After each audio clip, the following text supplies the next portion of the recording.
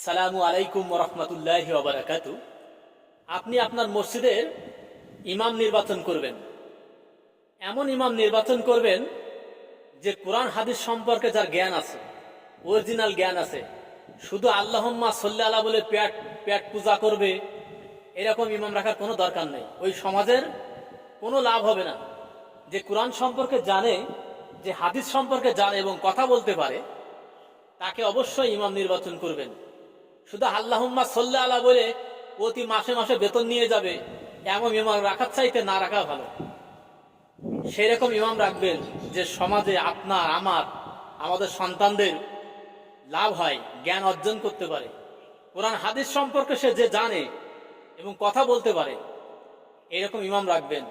হালাল হারাম সে বেঁচে খায়, এমন ইমাম রাখবেন। এবং কোরআন সম্পর্কে ব্যাখ্যা দিতে পারবে, কোরআনের আয়াত সম্পর্কে ব্যাখ্যা দিতে পারবে, এমন